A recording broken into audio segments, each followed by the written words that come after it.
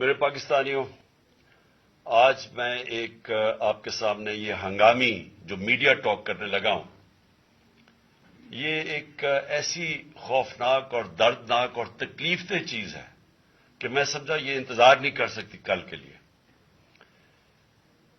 میرے ساتھ جاوید علی بیٹھے ہوئے ہیں، ایک طرف عثمان ڈار جو ہمارے سیال کوٹ کے پریزیڈنٹ ہیں۔ میں ذرا اب آپ کو صرف بتانا چاہتا ہوں کہ یہاں ہو کیا رہا ہے اس ملک میں۔ میں اپنی قوم کو آگاہ کرنا چاہتا ہوں کہ پاکستان کو کس طرح ایک بنانا ریپبلک بنا دیا گیا ہے۔ نہ یہاں کوئی قانون کی فکر ہے طاقتور کو، نہ ان کو فکر ہے اپنے آئین کی۔ ہمارا جو آئین ہے اس کا آرٹیکل 14 وہ واضح طور پہ کہتا ہے کہ ہر انسان کی عزت کی حفاظت کی جائے گی، ہر انسان کی ڈگنیٹی کو پروٹیکٹ کیا جائے گا۔ یہ ہمارا آئین ہمیں حق دیتا ہے۔ لیکن جو یہ جاوید علی سے ہوا، یہ میں اس کے منہ سے آپ کو سننا چاہیے کہ اس انسان سے ہوا کیا، اور میں اس کے بعد آپ کو بتاؤں گا یہ جب ختم کر دیں گے کہ یہ جاوید علی تو ایک آدمی ہے جو سامنے آ گیا ہے۔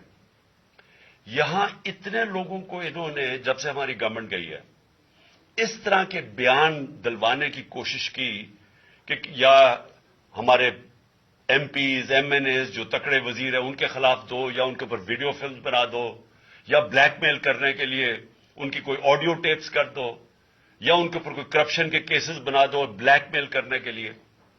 صرف ایک ان کا مقصد ہے کہ کسی طرح تحریک انصاف اور عمران خان کو کمزور کر کے ان چوروں کو پھر سے الیکشن جتا دیا جائے۔ اب میں جاوید علی کی انٹروڈکشن کروا دوں۔ ان کو عثمان ڈار نے جو کلاس 4 ہوتی ہے، جو کلاس 4 کی نوکری ہوتی ہے، وہ نوکری دلوائی سیال کوٹ میں۔ یہ خود بتائیں گے کہ ان کی نوکری ایک چوکیدار تھے، چوکیدار کی نوکری تھی۔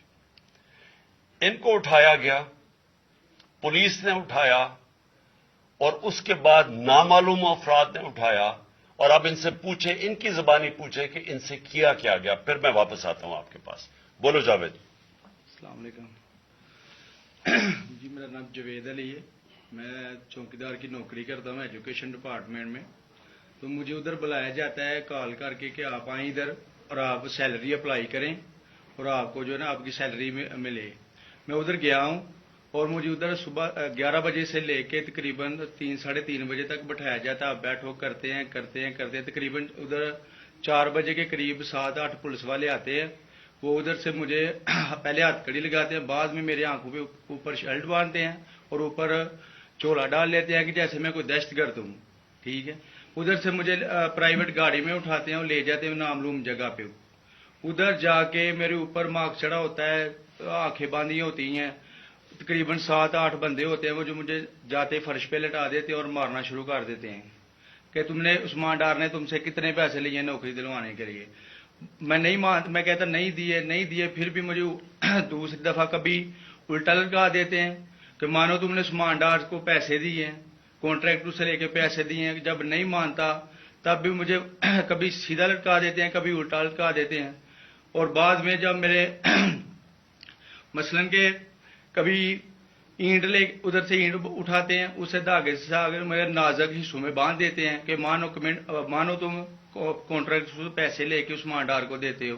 کپڑے اتارتے ہیں، بتاؤ۔ بعد میں مجھے ننگا کرتے ہیں، کپڑے اتارتے ہیں، کپڑے اتار کے ادھر فرش پہ بٹھا دیتے ہیں کہ مانو تم نے عثمان ڈار کو پیسے دیے ہیں۔ جب نہیں مانتا تو پھر ادھر سے کہتے ہیں کہ ڈالا بھیجو، اس کی بیوی کو اٹھاؤ، اس کے بچے کو اٹھاؤ اور ادھر اس کو لا کر اس کو برہنہ کرو، اس کی ویڈیو بناؤ، فیس بک پہ ڈالو اور بلیک میل کرو۔ تب ادھر سے جا کے جب میری فیملی آئی تب میں ادھر سے ٹوٹا، ان کے آگے رویا کہ اب آپ بتائیں کہ میں نے کیا کرنا ہے۔ اس نے کہا کہ آپ 164 کے بیان دیں اور یہ کمنٹ میرے کہہ رہے ہیں کہ آپ نے یہ پیسے ٹھیکیداروں سے لے کے عثمان ڈار کو دی۔ یہ بتائیں آپ کہ کوئی یہ سب چپ ہو جاتے تھے جب کوئی آتا تھا ایک آدمی؟ جب میری تو آنکھیں باندھی ہوتی تھی، ٹھیک، اس وقت جب کوئی آتا تھا ادھر، کوئی افسر آتا تھا، یہ کہتے تھے کہ بڑے صاحب آ گئے ہیں، اور سب سائلنٹ ہو جاتے تھے۔ جب وہ آتا تھا سب سائلنٹ تھا، اب ٹھیک ہے لگے رہو، کرتے جاؤ، لگے رہو. یہ بات میں اب آپ کے سامنے یہ جو جاوید علی نے بات رکھی، یہ ہر طرح ہم کنفرم کر سکتے ہیں. قرآن کے اوپر ہاتھ رکھنے کے لیے میرے سامنے تیار تھے. یہ عثمان ڈار کو پھنسانے کے لیے، اس کو کرپشن کیسز میں لانے کے لیے، یہ ساری چیز، یہ جو اس سے 164 کا بیان دلوایا گیا، اور پھر بیوی بچوں کو ساتھ والے کمرے میں لا کے ان کو کہا کہ اس کو ننگا کریں گے. یہ سیدھی بات بتائے، بیوی کو کہا کہ اس کو ننگا کر کے اس کی تصویریں بنائیں گے اور پھر فیس بک پہ چلائیں گے. میں آج اپنی بڑے رسپیکٹ سے، میں اپنی عدلیہ سے، میں اپنی چیف جسٹس صاحب سے کہنا چاہتا ہوں کہ دیکھیں، میں اب سے نہیں، جب سے ہماری حکومت گئی ہے، میں تب سے کہتا رہا ہوں کہ ہمارے بنیادی حقوق کی حفاظت کون کرے گا. شہباز گل کو اٹھایا، اس کو ٹارچر کیا گیا، اس کو ننگا کیا گیا، اس کو لٹکایا گیا اوپر، اس کو مارا گیا. اس سے بیان دلوا رہے تھے کہ عمران خان کے خلاف سٹیٹمنٹ دو، جو اس کو کہہ رہے تھے عثمان ڈار کے خلاف سٹیٹمنٹ دو. اس کو میں تب بھی، میں نے صرف ایک میرے منہ سے نکل گئی اور غصے میں نکل گئی کہ ہم جس جج نے ان کو ریمانڈ دلوایا تھا واپس، شہباز گل کو واپس جیل میں، جب وہ ٹارچر ہوا تھا، تو میں نے کہا قانونی کارروائی کریں گے. میرے اوپر کنٹیمپٹ نوٹس کیا گیا، لیکن کوئی کسی نے ایک کسٹوڈیل ٹارچر ساری دنیا کے اندر منع ہے، کسٹوڈیل ٹارچر کے اوپر کچھ نہیں ہوا. پھر اعظم سواتی کو اٹھایا گیا اور ساری قوم کے سامنے جو اعظم سواتی نے اپنے زبان سے بتایا کہ اسے کیا گیا، ایک ٹویٹ کے اوپر، اس کا صرف ایک ٹویٹ کر دی تھی اس نے کہ NRO2 باجوہ نے دیا، جو سب قوم جانتی ہے. اس کے اوپر جو اس سے کیا گیا، پھر ویڈیو بھیجی گئی اس کی بیوی اور اس کی بیٹی کو.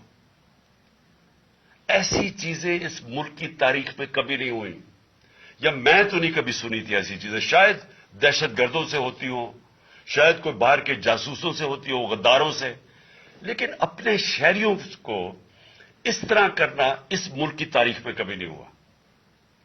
میں نے، جب مجھے گولیاں لگی، میں نے تب چیف جسٹس صاحب کو پہلے مخاطب ہوا. میں نے کہا دیکھیں، جنہوں نے مجھے یہ قتل کرنے کی کوشش کیا وہ سارے اقتدار میں بیٹھے ہوئے ہیں. اس میں یہ جو ایک آدمی ڈرٹی ہیری جب سے جنرل باجوہ لے کے آیا یہاں، تب سے یہ تشدد شروع ہوا ہے. شہباز گل کا، اعظم سواتی کا، مجھے گولیاں لگی. یہ جو داستان آپ سن رہے ہیں، سوشل میڈیا کے بچوں سے پوچھیں، جب سے یہ آدمی آئے ان سے اٹھ کے کیا ہوا. ان کو بند کمروں میں کپڑے اتارے گئے، ذلیل کیا گیا. ایک ماں باپ نے مجھے کال کی، انہوں نے کہا ابھی تک ان کا بیٹا نارمل نہیں ہوا.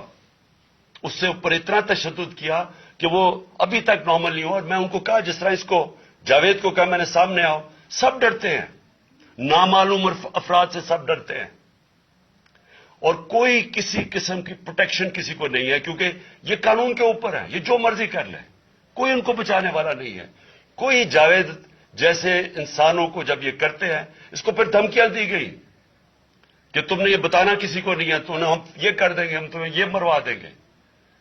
تو یہ اس ملک کی، ہمارے پاس تو ایک ہی راستہ ہے، اور مجھے پتا ہے کہ عدلیہ کے اوپر پورا اٹیک ہے، یہ مافیا کا.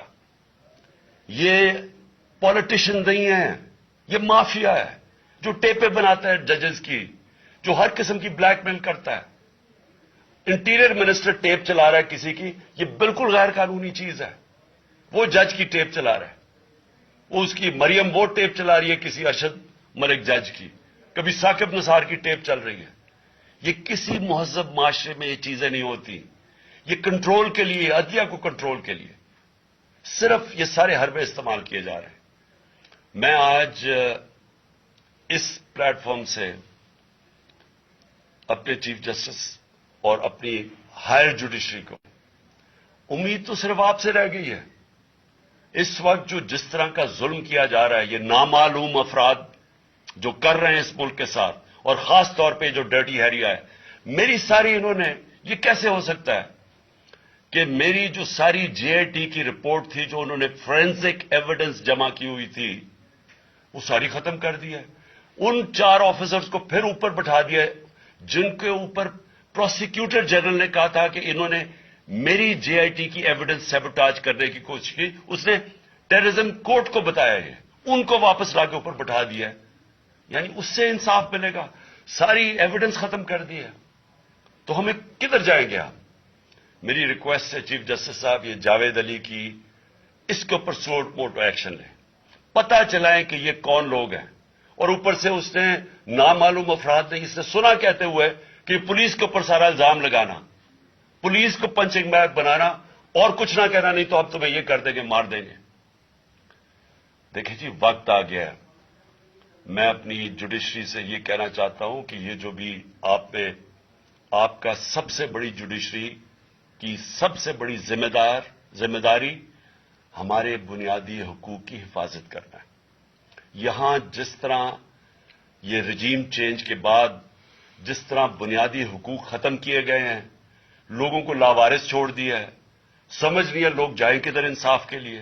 ہم نے ایک پرامن احتجاج جیل بھرو تحریک شروع کی. جو لوگوں کو اٹھا کے لے کے جا رہے ہیں ان کو کپڑے نہیں دے رہے ہیں, ان کو دور دور لے گئے ہیں, کسی کو اٹک ڈرانے دھمکانے سے خوف پھیلا رہے ہیں. ایک طرف ایک پرامن احتجاج تاکہ ملک میں نقصان نہ پہنچے. اب ہماری قوم آگے مشکل میں ہے, مہنگائی میں ڈوب گئی. کبھی پاکستان کی تاریخ میں 41% مہنگائی انفلیشن نہیں ہوئی. چھوڑ کے گئے تھے 12% تھی, آج 41% ہے. ہم اس کے احتجاج کریں کہ چور اوپر بٹھا دیے, این آر او مل گیا ہے, پکڑ کے یہ حالات ہوتا ہے, سب کو ڈرانا دھمکانا, جرنلسٹ کو, صحافیوں کو, ٹی وی چینلز کو. تو میں صرف چیف جسٹس صاحب اور آپ اپنے سپریم کورٹ سے آج خاص درخواست کرتا ہوں کہ یہ جاوید علی کی کہانی سنیں, پوچھیں کون ذمہ دار ہے, کہیں تو لائن ڈرا کریں کہ اب ان کو خوف تو ہو کہ کوئی کھڑا ہے ان کے لیے, عوام کے لیے, عوام کے ساتھ کھڑا ہے. کوئی تو ایکشن لیں تاکہ عوام کو کوئی حوصلہ ہو کہ ہماری عدلیہ ہمیں بچائے گی. کون بچائے گا جاوید؟ سوچیں کہ بیوی بچوں کو ساتھ والے کمرے میں جا کے کہتے ہیں اس کو ننگا کر کے ہم اس کی تصویریں بنائیں گے. یہ کون سے معاشرے میں ہوتا ہے؟ یہ کوئی غدار ہے؟ کوئی ایک چوکیدار کی کلاس 4 کی نوکری کر رہا ہے, اس سے اٹھا کے یہ کیا کہ جی اس کے خلاف ایویڈنس تھے کہ وہ دیکھیے جی کتنا آپ نے اس کے لیے کتنی پتہ نہیں کدھر سے اس نے کلاس 4 کے چوکیدار نے پتہ نہیں کیسے پیسے بنا کے دینے تھے اس کو, لیکن کوئی ایویڈنس مل جائے تاکہ کسی طرح تحریک انصاف کا جو سیالکوٹ کا ہمارا ڈسٹرکٹ کا پریزیڈنٹ ہے اس کو کسی طرح گندا کیا جائے اور اس کو کسی طرح نااہل کیا جائے, کسی طرح اینٹی کرپشن میں آ جائے. اور یہ ہے پنجاب کی جو انہوں نے کیئر ٹیکر گورنمنٹ, یہ جو ایک بددیانت دار ایک میں اس کا نام مجھے سمجھ نہیں آتا کہ ایسا گھٹیا چیف الیکشن کمیشن اس ملک کی تاریخ میں نہیں آیا کہ شرم نہیں آئی کہ نیوٹرل کیئر ٹیکر یہ حرکتیں کرتا ہے. یہ نیوٹرل کیئر ٹیکر کے نیچے ہو رہا ہے.